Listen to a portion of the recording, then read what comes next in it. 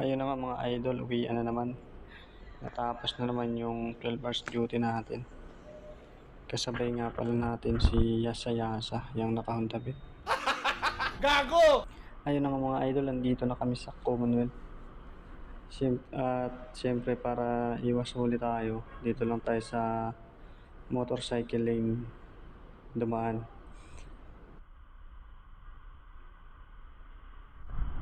Ayun na nga mga idol, no, pagdating natin dun sa unahan, maraming nanguhuli, mga not just motorcycle lane. At ayun na nga yung isang 4 wheels na nasa likuran natin, pinapara ni si Remy MDA. Akala ko tayo na yung pinapara niya, yung 4 wheels pala na nasa likuran natin. Huli. Lang yan, akala ko ako yung pinapara, yung 4 wheels pala.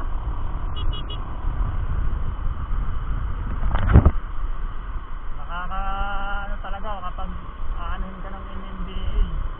A few moments. E-bike lang talaga malakas, oh. Walang helmet yan, nasa national highway.